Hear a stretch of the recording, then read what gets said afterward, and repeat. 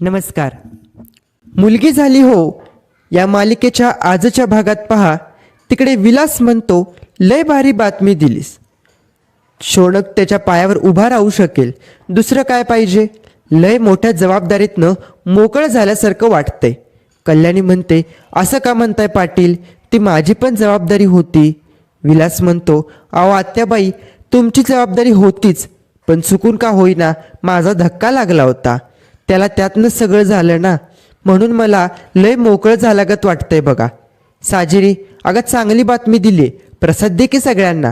साजिरी प्रसाद घेते आणि सर्वांना वाटत असते. साजिरी पुढे येऊन सिद्धांतला प्रसाद देणार तोपर्यंत शौनक अडवतो आणि म्हणतो, 1 मिनिट साजिरी. सिद्धांतला प्रसाद न देताच साजिरी मागं फिरते. शौनक म्हणतो, माझ्या औषधांची वेळ झाली आहे, जरा आणून देतेस का. साजिरी म्हणते, ठीक आहे. सिद्धांतला राग आल्यामुळे तो तिथून निघून जातो. साजिरी म्हणते, पेढे द्यायला गेले होते त्यावेळेस होता की. विलास म्हणतो, अगं ऑफिसर आहे तो, अचानक काहीतरी काम निघालं असेल आणि गेला असेल. शौनक म्हणतो, साजिरी. ती प्रसादाची प्लेट साजिरी उमाकडे देते आणि शौनकला तिथून घेऊन जाते. कल्याणी म्हणते, पाटील, तुम्हाला सांगायचं होतं, डॉक्टरांनी मला सांगितलंय. विलास म्हणतो, सांगून टाका की, शौनकसाठी काय करायचं ते सगळं करून टाकूया. कल्याणी म्हणते, शौनकला जरा हवा पालट हवं आहे, जरा चेंज झालं, नवीन जागा असेल, त्यामुळे त्याची उमेदही वाढेल. विलास म्हणतो, घेऊन जावा की त्याला महाबळेश्वरला. कल्याणी म्हणते, नको, अहो पाचगणीला आमचं छोटंसं फार्म हाऊस आहे, तिकडंच न्यायचा विचार करते मी. विलास म्हणतो, हे तर लयच भारी आहे, जवळच्या जवळ. कल्याणी म्हणते, मी साजिरीला बरोबर घेऊन जाऊ का. आता मात्र विलास निरुत्तर आणि निशब्द राहतो. विलास विचार करायला लागतो. कल्याणी म्हणते, पाटील, अहो तुम्ही चला, आपण सगळे जाऊयात फार्म हाऊसवर. विलास म्हणतो, नको, कशाला उगाच 2 दिवस गॅरेज बंद ठेवावं लागेल. काय माहिती आहे का आत्याबाई, तुम्ही मोठी माणसं, 2 दिवस काम नाही केलं तर तुम्हाला काही फरक पडत नाही, पण आमच्यासारख्यांचं तसं नसतं. उमा म्हणते, कल्याणीताई हे बरोबर म्हणतायत, तुम्ही जा ना, आमचं लटांबळ कशाला तुमच्याबरोबर. कल्याणी म्हणते, तुम्ही इतके दिवस आमचं इतकं आपुलकीनं केलं, आता या परक्यासारखं का वागताय. विलास म्हणतो, परक्यासारखं नाही, पण इतके दिवस ते आपलेपणानं केलं, त्याला काहीतरी कारण होतं. आता तुमच्याबरोबर पाचगणीला येण्यात काहीतरी कारण दिसत नाही आहे मला. कल्याणी म्हणते, शौनक अजून स्वतःच्या पायावर उभा नाही राहिला, तुमची जबाबदारी संपली नाही अजून. अहो तुम्ही इतके दिवस आमचा इतका छान पाहुणचार केला, मलाही तुमचा पाहुणचार करण्याची संधी द्या. मी खूप मनापासून तुम्हाला रिक्वेस्ट करते, थोडा विचार करा आणि मला कळवा.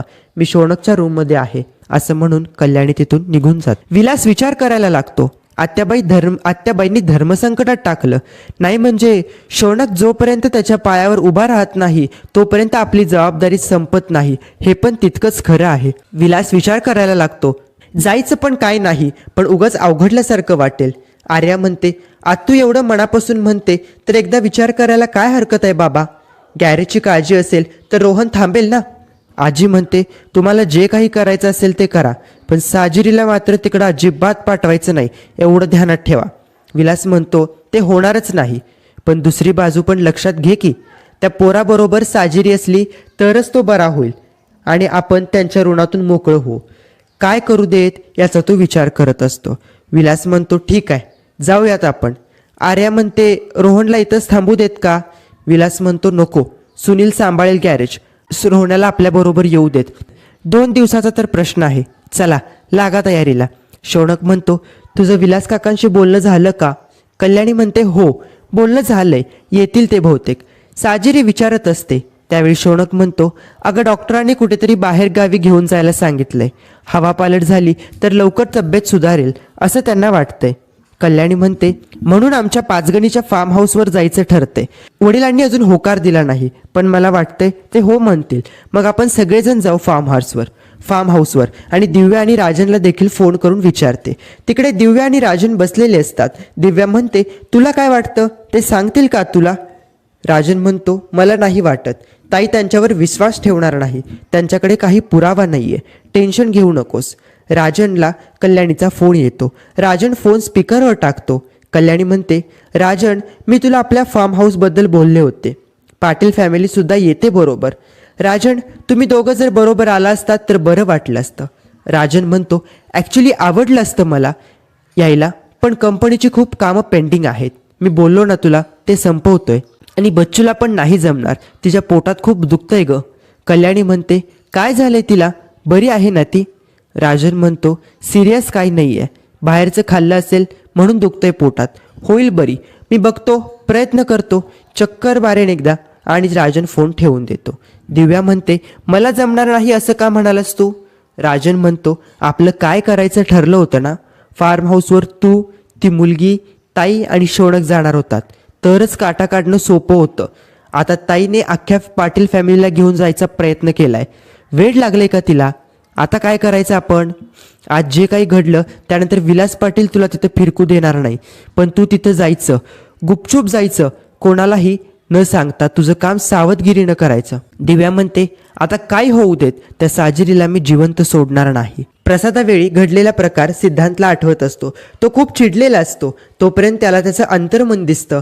अंतर्मन म्हणत असतं, डोकं धरून काय होणार आहे? साजिरीला मिळवण्याचा प्रयत्न करणार आहेस का फक्त चरफडत राहणार आहेस? तो पुढे म्हणतो, माझं ऐक, जोपर्यंत हा शौनक आहे ना, तोपर्यंत तू काहीही करू शकणार नाहीस, कारण तो साजिरीपासून दूर जाणार नाही आणि तो तुला तिच्याजवळ येऊ देखील देणार नाही. पण या सगळ्या गोष्टींसाठी माझ्याकडे एक उपाय आहे. शौनकला साजिरीपासून कायमचं दूर करायचं. कायमचं दूर करायचं म्हणजे त्याला मारून टाकायचं. सिद्धांतला या गोष्टी पटत नसतात. मी पोलीस आहे, जीव घेणं हे मला पटत नाही. रक्षणकर्ता आहे मी. साजिरीचं प्रेम मिळवण्यासाठी एवढं तरी करशीलच ना? तोपर्यंत ते अंतर्मन गायब होतं. सिद्धांत मग काही गोष्टी ठरवत स्वतःच्या कपाटाचं ड्रॉवर उघडतो आणि पिस्तूल काढतो. युद्धात आणि प्रेमात सगळं माफ असतं असा तो विचार करत असतो. सगळी मंडळी इकडे फार्म हाऊसवरती येतात. कल्याणी तिथं केअरटेकरला बोलवून घेते. कल्याणी म्हणते, आम्ही येणार आहे हे माहीत होतं ना तुम्हाला? आता दिव्या असती तर किती ओरडली असती. पाहुणे आलेत, दरवाजा उघडा. विलास म्हणतो, अहो आत्याबाई, दार उघडायला माणसं कशाला, आम्ही उघडलं असतं की. कल्याणी म्हणते, अहो इथली पद्धत आहे ती. उमा म्हणते, किती छान आहे, सगळा प्रवासाचा शीण निघून गेला. रोहन म्हणतो, किती छान आहे फार्म हाऊस तुमचं. आर्या म्हणते, आपलं यायचं राहून गेलं, पण आम्ही इथं नेहमी यायचो. आजी म्हणते, आपलं सामान काढा की. कल्याणी म्हणते, ते लोक आणतील तुमचं सामान. शौनक म्हणतो, साजिरी, तुमची फॅमिली आणि आईमधलं नातं आता खूप छान फुलत चाललंय. मला खरंच खूप आनंद झालाय. हळूहळू सगळे गैरसमज, कटुता दूर व्हायला लागली. साजिरी त्याला खाणाखुरा करून समजवते. दोन प्रेमळ माणसं एकत्र आली की गैरसमज दूर होतातच. शौनक म्हणतो, आता बघ, सगळ्या गोष्टी आपल्या मनाप्रमाणे होतील. माझी खात्री आहे, कुठल्याही गोष्टी असं सहज घडत नसतात. प्रत्येक गोष्टीला काही ना काहीतरी कारण हे नक्की असतं. साजिरी चिंतेत असते. शौनक म्हणतो, काय झालं, तू काही बोलत नाहीस, बाबांचा विचार करतेस का? आर्या शौनक आणि साजिरीला बोलावून घेते. ते तिथून निघून जातात. मागे दिव्या आलेली असते. तिच्या मनात चाललेल्या गोष्टी असतात त्या ती म्हणत असते, बरोबर बोललास तू, कुठलीच गोष्ट कारणाशिवाय घडत नाही आणि त्या लवकरच जे घडणार आहे ना, ते माझ्या सुखासाठी असेल, माझा सूड पूर्ण व्हावा यासाठी. आता दिव्या नेमका कोणता प्लॅन करणार, साजिरीच्या जीवावर ते बेतणार का, हे येणाऱ्या भागातच कळेल. चला तर मित्रांनो, मनोरंजन विश्वातील अशाच घडामोडींसाठी आजच आपल्या चॅनलला सबस्क्राईब करा. धन्यवाद.